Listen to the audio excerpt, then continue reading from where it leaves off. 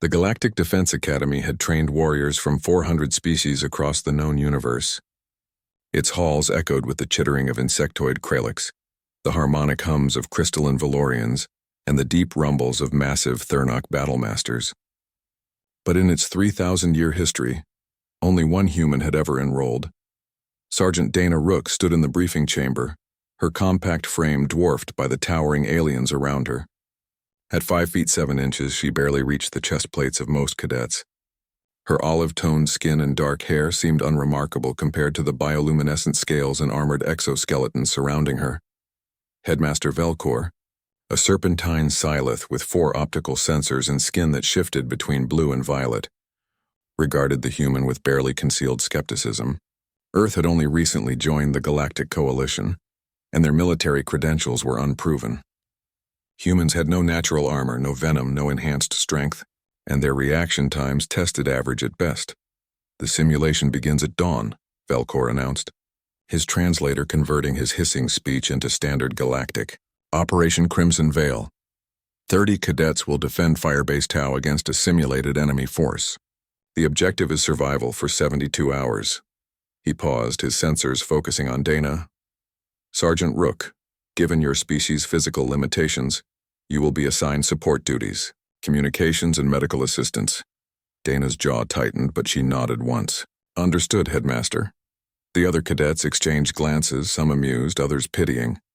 A Kralix named Zixthor clicked his mandibles in what passed for laughter among his kind. "The Terran will hide in the bunker while real warriors fight."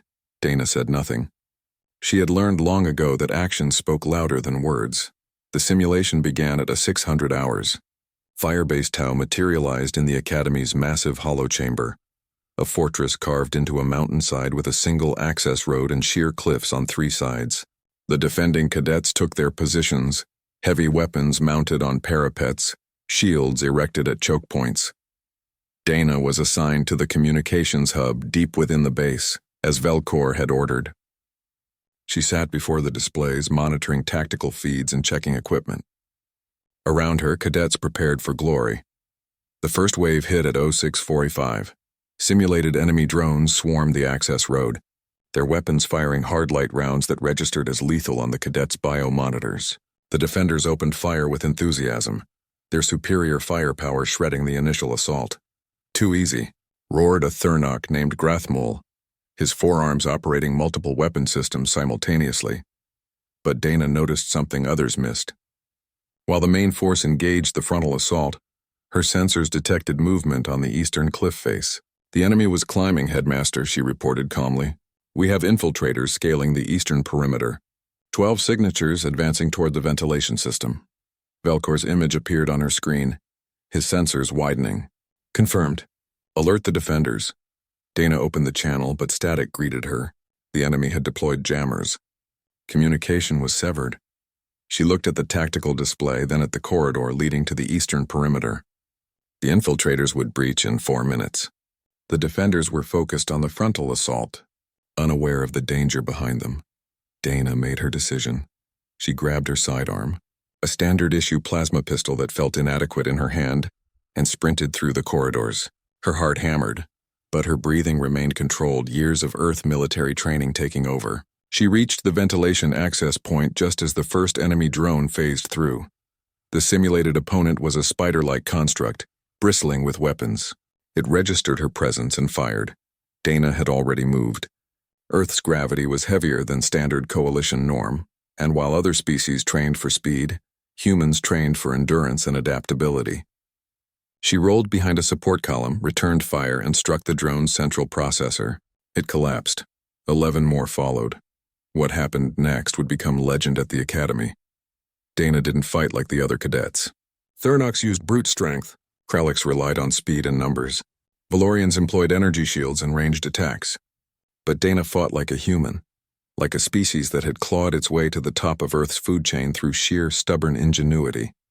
She used the environment, collapsing a ceiling panel onto 3 drones, rerouting steam vents to blind another cluster, setting up a crude explosive from power cells that took out 5 more in a chained detonation. And when she ran out of tricks, she fought with her hands, using grappling techniques and leverage that her instructors had never seen. disabling drones designed to withstand heavy weapons fire by targeting joints and sensor arrays.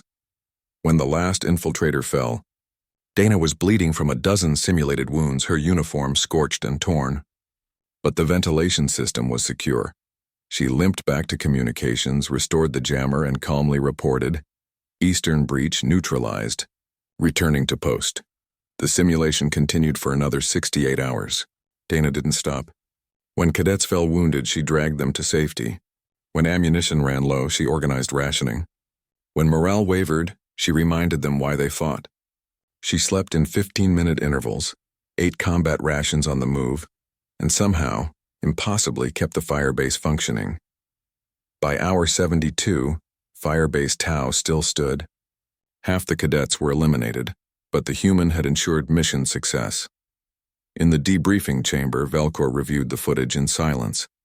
The other instructors watched, their expressions ranging from shock to disbelief. The human had accounted for 43% of all enemy eliminations, 90% of strategic decisions, and 100% of the morale maintenance. "Headmaster," ventured an instructor, "perhaps we underestimated the Terrans." Velcor's skin shifted to a deep purple, the Silith equivalent of embarrassment. "Perhaps we did." He turned to Dana, who stood at attention despite obvious exhaustion. "Sergeant Rook, I assigned you to support duties because I believed your species lacked the physical capabilities for frontline combat." "With respect." "Headmaster," Dana replied, her voice steady, "humans don't win because we're the strongest or the fastest. We win because we're the most stubborn. We adapt, we endure, and we never ever quit." Velcor nodded slowly. "I see that now." He paused, then added, "The Academy has updated its protocols. From this day forward, any simulation requiring defense will include at least one human, because apparently one Terran soldier is worth an entire platoon." Dana allowed herself a small smile. "Just doing my job, sir." As she left the chamber, Zixthor approached, his mandibles clicking softly. "I mocked you, Terran. I was wrong.